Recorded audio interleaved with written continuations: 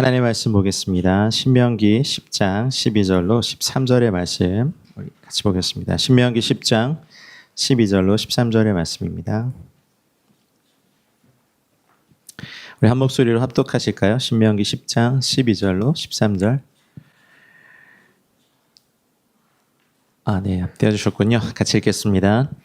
이스라엘아, 내 하나님 여호와께서 내게 요구하시는 것이 무엇이냐?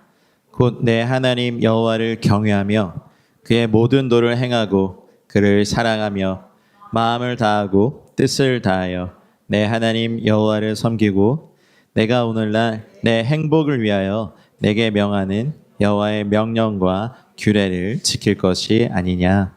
아멘. 예, 한 주 동안 행복하셨습니까? 네. 이제부터가 이제 저희들 교회 예배이죠. 저번 주까지는 손님들이 있어가지고.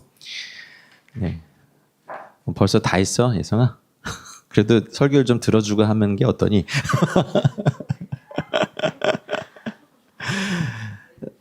애들 다 하고 지금 나가버렸네요. 나중에 설교할 때쯤 나눠주시면 좋겠어요. 요즘 애들이 똑똑해요. 그쵸? 다 벌써 다 해버렸어요. 다음에는 그 설교를 듣고 풀 수 있을 만한. 예, 저도 아이들에게 설교하고 싶어요. 네, 아이고 시연이는 몸이 안 좋은가 봐요. 고맙다. 예, 제가 최대한 설교를 길게 하고 싶은 욕망을 십자가에 못 받고, 네, 짧고 간결하게 하겠습니다. 이제 정말 저희 멤버들끼리 예배입니다. 교회가 하나님의 품 안에 있다가 탄생한다는 것 참 놀라운 일인 것 같아요. 엄마 뱃속에서 10달 있다가 아이가 나오는 것처럼. 이 땅에 있는 많은 교회가 전 그렇다고 생각합니다. 그리고 꼭 우리 한국에 있는 교회들뿐만 아니라 열방에 있는 모든 교회들도 가정교회든 뭐 건물교회든 뭐 어떤 교회 영역에 있는 교회든 캠퍼스 교회든 교회는 다 주님의 꿈과 계획과 뜻이 다 있습니다. 성김의 교회 저희들이 이름도 주시고 제가 교회 이름을 어떻게 할까요? 라고 기도했을 때 바로 이 이름 그냥 떨어뜨려 주시고 왜 이제 물어봐 주니 하는 것처럼 비전도 여쭤보지 않았는데 4가지 비전을 그날 딱 한 번에 기도를 다 주셔서 주님 잠깐만요. 좀 더 기도하고 주셔야 되는 거 아니에요? 제가 그렇게까지 왜 이렇게 빨리 주세요? 라고 했는데 주님의 마음 안에 있는 그것을 너무 알려주고 싶으셨던 것 같아요. 그래서 저희 교회의 비전 중에 하나, 이제 오늘 첫 번째가 하나님을 섬긴다는 것이 무엇일까 참 많이 들었는데, 그리고 이미 우리가 하나님을 섬기고 있다고 생각하는데, 오늘 주님께서 하신 말씀을 바탕으로 좀 알아보겠습니다. 오늘 그것을 알려주마 시간입니다. 그것이 알고 싶다는 아니고요. 그것을 알려주마. 저희 아들이 여기 또 없습니다. 어딘가에서 또 방황하고 있겠죠. 근데 그냥 그런 거 있어요. 성원아, 아빠는 이런 사람이야 라고 말을 여러 번 해도 아빠는 이렇잖아 라고 말할 때 속상해요. 나는 아닌데? 그리고 나는 이럴 때 좋고, 그리고 난 이럴 때 정말 화가 나. 여러 번 말할게요, 안 할게요? 말했죠. 저희 아내는 말했을까 안 했을까요? 말 엄청 했겠죠. 근데 속상한 거는 아들이 없어서 험담하는 거 아닙니다. 그대로 안 믿어요. 말한 대로 안 믿어요. 나는 이런 사람이, 나는 이 아빠는 이래 라고 말을 해도 아니잖아 이렇게 말할 때 속상해요. 아닌데 나는 그런데 라고 할 때 우리가 그냥 하나님을 섬기고 하나님을 알 때 하나님이 말씀하신 걸 기반으로 하나님이 이러시구나를 알아야지, 내가 생각하는 걸로 우리 아빠는 이럴 거야, 우리 엄마는 이럴 거야, 우리 엄마는 이런 걸 좋아할 거야, 아빠는 이런 거 좋아할 거라고 하면 안 된다는 거죠. 그래서 요즘 저희 때는 좀 부끄럽긴 합니다만 나 혈액형 무슨 형이야? 라고 하면 대충 그 사람 성격이 이렇구나 알거든요. 근데 요즘 혈액형 말하면 너무 오래된 세대인 거예요. 지금은 서로 MBTI 물어보더라고요. 뭐 MBTI가 뭐냐 이렇게 하는데 MBTI 서로 다 아시나? 오늘 교재 시간에 MBTI 좀 오픈해 보시죠. 근데 그게 또 누누이 말하지만 예수님 없는 MBTI는요 아주 충격적인 말을 하나 할까 합니다. 쓰레기입니다. 인격 파탄에 예수님 없는 성격은 다 그냥 어디 갖다 버려야 되는 성격이 많습니다. 일단 하나님이 오늘 이 신명의 말씀을 통하여서 이스라엘아 너의 하나님 여호와께서 너에게 요구하는 것이 무엇이냐라고 질문형으로 자신이 하시고 싶으신 말을 하고 계세요. 첫 번째가 한번 따라해 봅시다. 하나님 여호와를 경외하라. 이게 하나님이 원하시는 거예요. 근데 성원아 어서 와.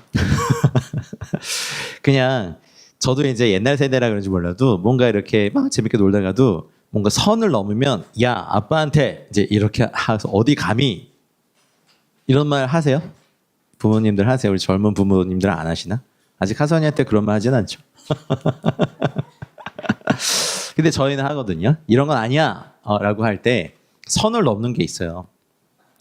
그리고 너무 오냐오냐 키우면 할아버지 수염도 잡아당긴다는 한국말이 있잖아요. 근데 가끔 이렇게 보면 얘가 나를 아빠로 생각하는지 친구로 생각하는지 헷갈릴 때가 가끔 있는데 하나님을 경외한다는 건 그분을 두려워만 하는 게 아니라 사랑하고 친하지만 하나님을 공경하고 그분 다음을 먼저 저희가 존중해 드리는 겁니다. 어릴 때는 잘 모르죠. 그냥 우리 아빠고 우리 엄마고. 그런데 이제 좀 커서 밖에 나가 보니까 우리 아빠가 이런 사람이었네. 우리 엄마가 이런 분이셨네. 또 사회적 지위도 알게 되고 할 때 그때 우리의 인생이 좀 다르죠. 그분을 바라볼 때 우리 인식이 달라집니다. 하나님을 알아가면 할수록 우리는 하나님을 되게 좋아하지만 하나님이 그런 분이셔? 라고 할 때 그 두려움이 있죠. 하나님은 화가 나시고 공의의 심판을 행하시면요. 여러분 하룻밤 사이에 18만 5천 명을 죽이시는 분입니다. 우리 하나님이 변하지 않으셨어요. 그 성격이 변하지 않으셨어요. 우리 세대가 하나님에 대하여서 사랑, 긍휼, 자비만 굉장히 강조하는 경향이 있는데 얘들아 너희들이 대답해봐. 하나님 여호와 하나님 있잖아. 좋은 분이야 무서운 분이야? 무섭지는 않아? 좀 무서워? 그러면 물어볼게. 아빠는 좋은 분이야 무서운 분이야? 여기 너희 아빠?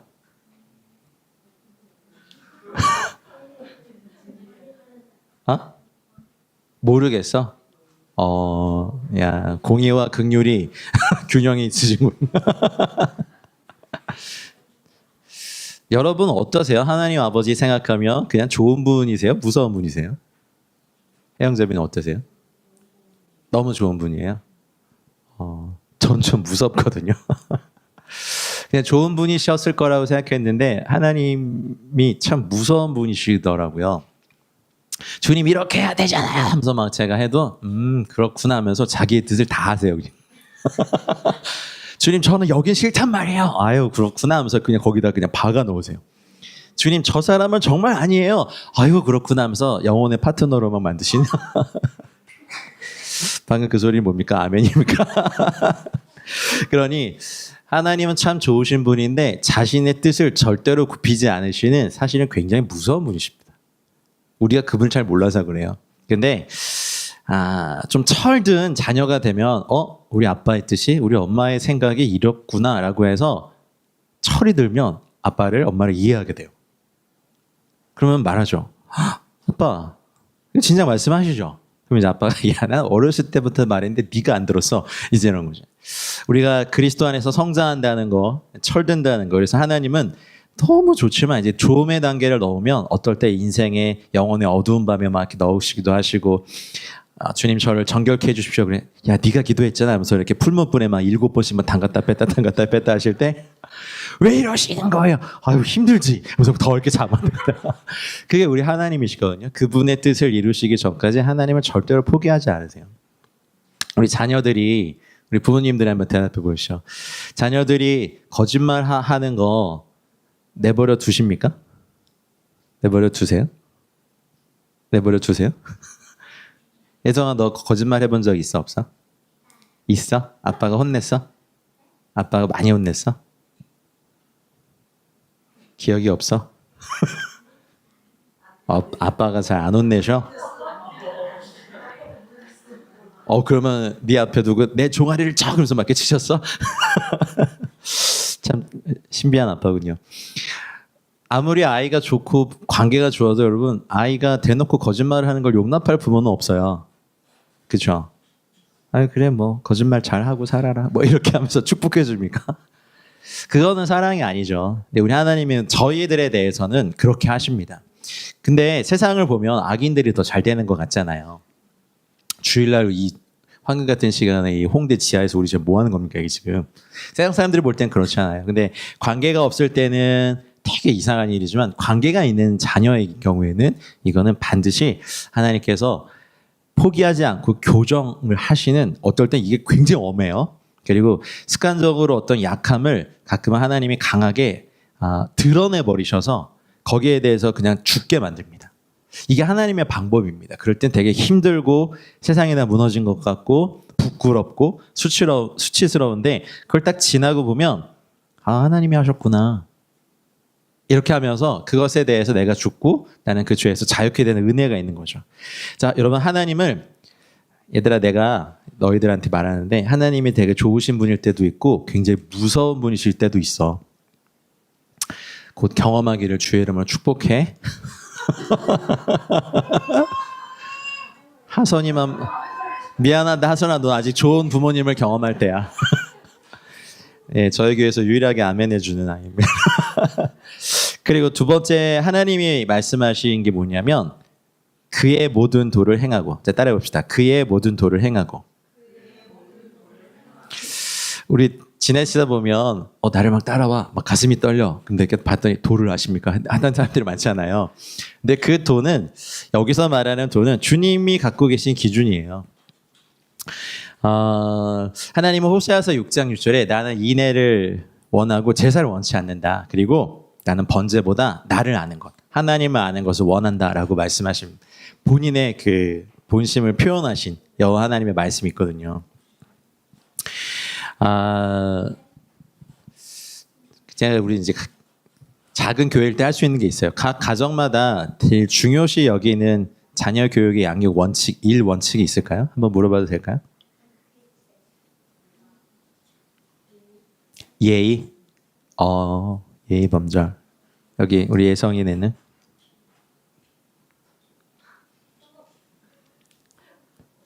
없어요. 우리 성원이네는요? 네? 정직한 거. 형제매는 어떤 걸 주로 이렇게 부모님께 많이 듣고? 정직, 성실. 우리 인지자매는요? 혹시 말씀해 주실 수 있어요? 성실. 경원 형제님은 혹시 아버님께 가장 많이 듣고 너는 이래야 된다. 우리 집안은 이런 집안이다. 이런 거. 인사? 와. 전도자매님은 혹시 집안에서 가장 많이 너는 이래야 돼, 이렇게 커야 돼 했던 게 있다면?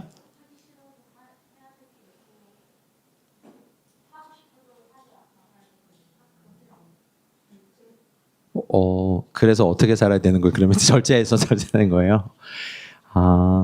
이게 각 가정마다 좀 다르죠.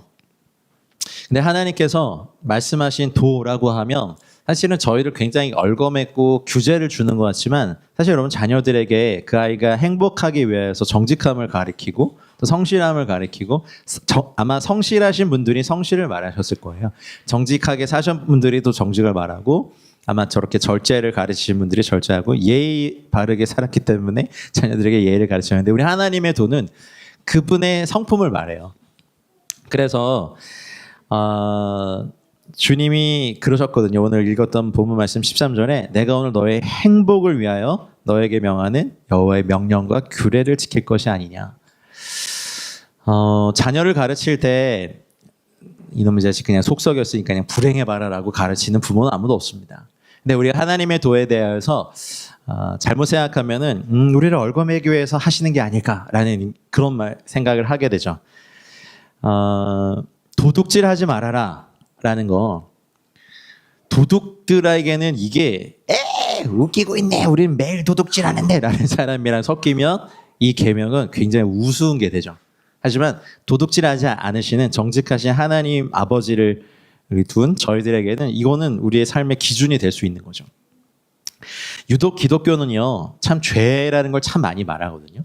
그래서 아유 뭐 교회 오면 맨날 죄인이 어떻고 죄가 어떻고 뭐 십자가에서 죽으라 그러고 뭐 이렇게 얘기하는데 사실은요 이 죄는 철저하게 하나님의 기준의 것이에요. 가출의 경험들이 한 번씩 다 있으시죠? 한 번도 없다고요? 정말요? 해영자매님 없으세요? 성공하셨어요 가출하셔가지고 그렇죠? 경원 형제님은 가출해 보신 적이? 시도는 해봤지만 실패했고 우리 경미 사모님 저는 가출해 본 적이 있는데 제가 가출한 줄 집에서 아무도 몰라요. 그래서 어디 갔다 왔니? 그러면서 밥 차려주시는데 이게 아닌데.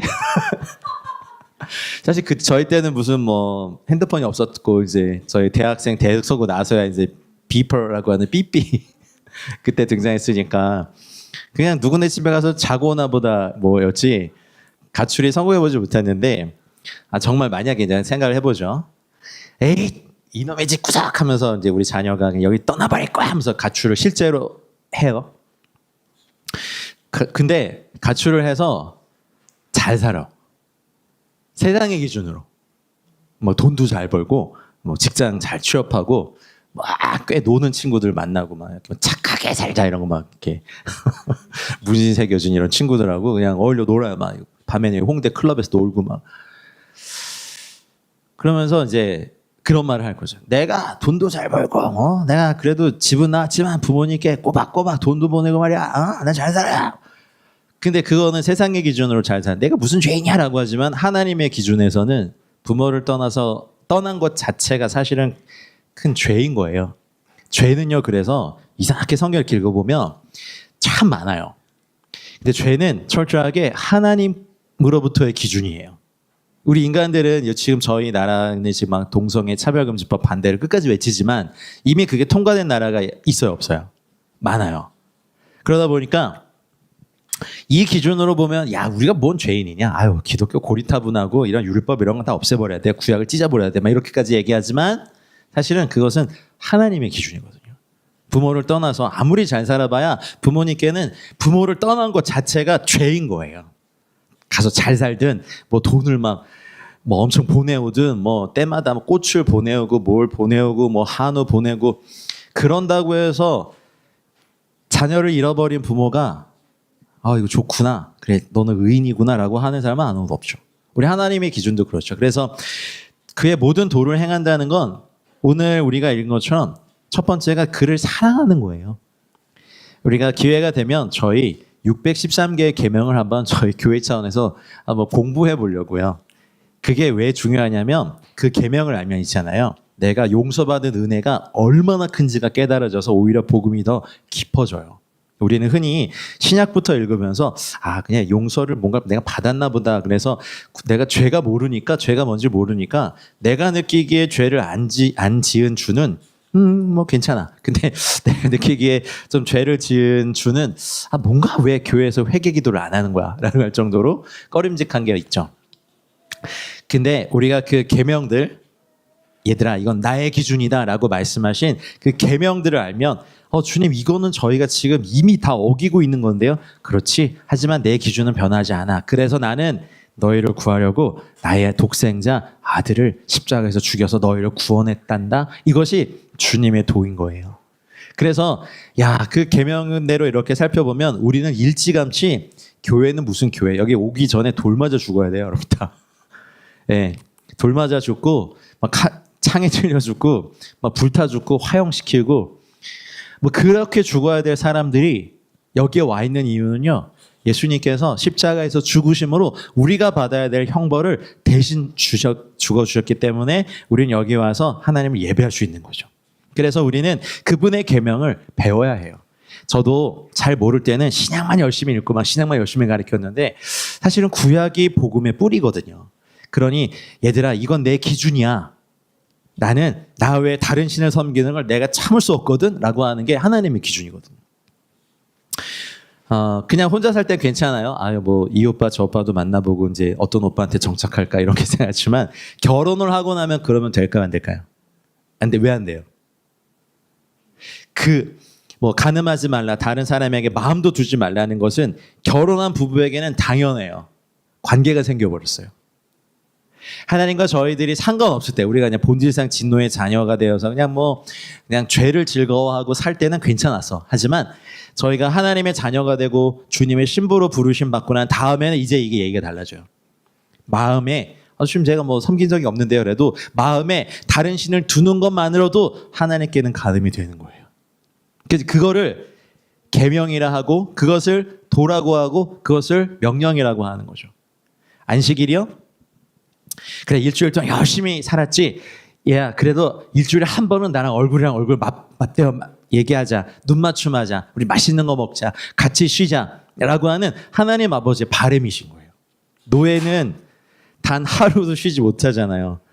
영어 때문에 학원에 노예가 지금 되고 계시지 않기를 주의로 축복합니다. 주님의 지혜가 임하여서 영어를 정복하시는 데에게 축복합니다. 정복되는지 잘 모르겠는데 하시길 축복합니다.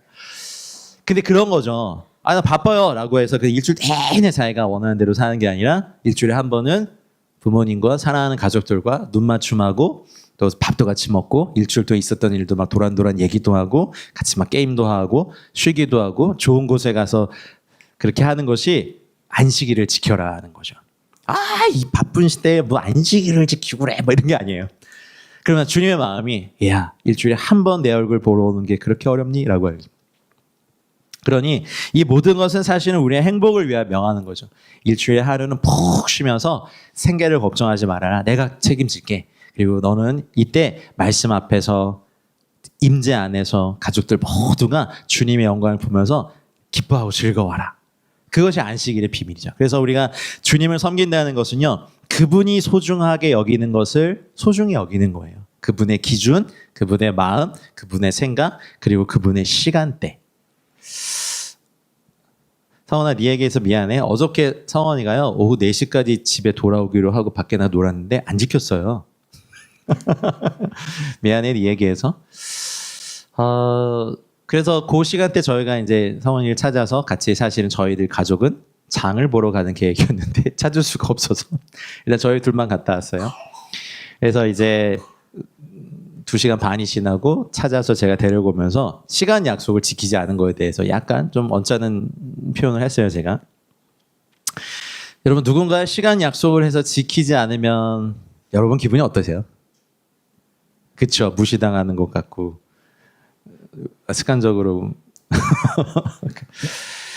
사람도 그래야 할지인데 우리가요 이제 하나님의 자녀가 되면 하나님 아버지가 소중히 여기시는 시간을 우리도 소중히 하는 것이 하나님을 섬기는 것의 한 가지 방법이에요. 결혼해 보시니까 그 갑자기 시자 붙은 분들의 시간대가 되게 중요하게 여겨지죠. 그렇죠?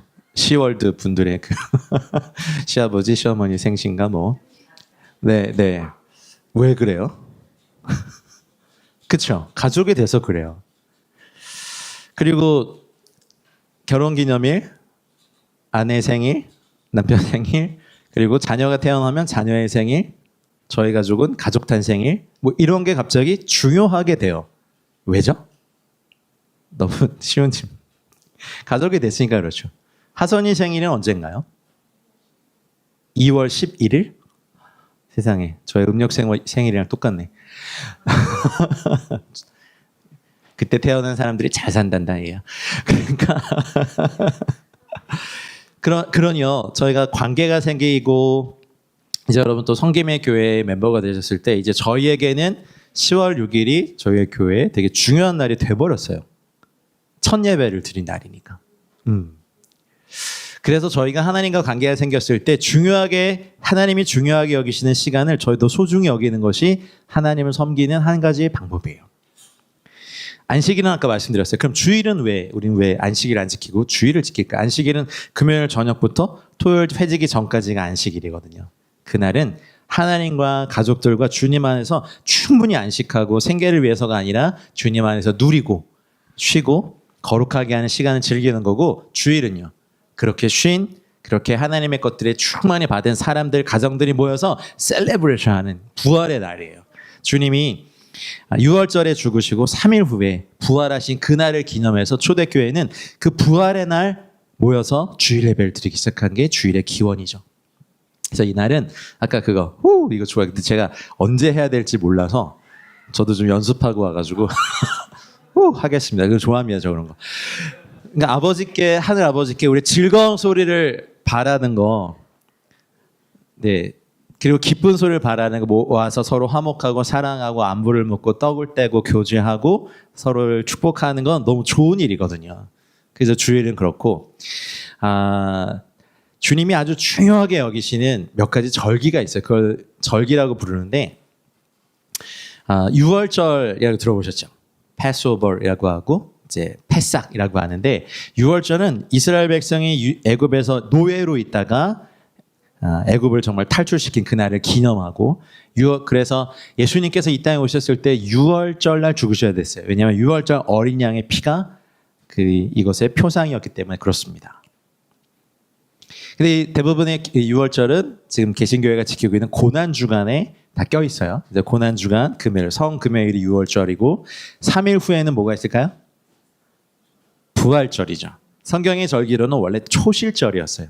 그래서 처음 익은 그 열매를 하나님께 드리는. 그래서 주님은 잠자는 자들 가운데서 일어나셔서 부활의 첫 열매가 되신 것을 기념하면서 저희는 부활절을 중요하게 여깁니다. 그리고 나서 약 49일이 지나는 77절이 있죠. 77절이 지나고 난 다음에 그 50일이 되는 날을 뭐라고 합니까? 오순절이라고 하죠. 펜타코스타라고 하는 샤봇이라고 하는 오순절날 어떤 일이 일어났습니까? 성령께서 이 땅에 임하셨습니다. 그래서 우리는 이 킹덤 패밀리거든요. 헤븐스 킹덤 패밀리거든요. 그래서 하늘의 이 왕궁의 자녀가 된 가족이 된 저희들은 하늘의 왕이신 그분께서 중요하게 여기시는 시간대를 이제 저희도 중요하게 여기는 로얄 패밀리의 기품을 갖춰야 됩니다. 할렐루야. 갑자기 왕족이 됐습니다. 그리고 나서 여기 이제 봄절기인데 이 봄절기는 우리가 기억해야 될 것은 예수님의 초림과 연결되고 성령님의 임하심으로 완성된 이제 봄절기 완성이 이미 되었고 성경은 지금 우리가 얼마 전에 성경의 6번째 달인 엘루월을 시작해서 지금은 성경의 7번째 달인 티슈리월이에요. 자, 요거 좀 설명을 드릴게요. 엘루월 1일부터 약 티슈리월 10일까지 40일 동안 테슈바, 회개, 기도에 40일간 새해를 맞이하고 한 해 동안 지은 죄를 다 회개하는 기간을 지켜요. 그래서 예수님이 이 땅에 공생애를 시작하실 때 이 테슈바 40일 기간을 지켰던 그 근거가 있습니다. 그리고 모세가 이스라엘 백성의 죄를 대신해서 시내산에 올라가서 40일 동안 금식하던 날이 바로 이 테슈바의 기간, 40일 기간입니다. 어저께까지 해서 테슈바 40일이 마쳤고요. 금요일이 금요일 전에 10일 전이 한번 따라해 보실까요? 나팔절. 예, 욤테루아라고 하는 나팔절인데 나팔절은 정말 나팔을 불어서 이제 그 하늘의 심판을 알리는 주간이에요. 근데 그러면 이 가을절기의 이 나팔절은 주님의 다시 오심을 나타내는 주간이에요. 요한계시록에 보면 7 나팔이 불려지죠. 우리 찬송가 중에도 큰 나팔이 울려날 때 뭐 이런 거 있거든요. 그렇죠. 그런 찬양이 있어요. 그래서 그 나팔 불 때 나의 이름 부를 때 막 잔치 참여하겠다 이런 고백도 저희가 드린 것처럼 나팔절이 있고 난 다음에 10일 동안 더 하나님 앞에 10일 동안의 금식과 회개를 통하여서 욤키푸르 대속제일 엊그저께 금요일이었거든요. 어제 금요일 저녁부터 토요일 날까지. 그 날은 성경에서 유일하게 금식을 명한 날이에요. 그래서 너희 자신을 괴롭게 해라. 그래서 유대인들은 25시간 동안 금식합니다. 온 나라가. 6월절은 개인과 가족의 죄를 회개받는 날이라면 욤키푸르 대속제일은요 온 국가의 죄를 회개받는 날입니다. 용서받는 날이죠. 그럼 이게 왜 중요할까요? 또 어제 여러분 또 배 터지게 막 드셨던 죄가 있으시죠? 몰랐으니까.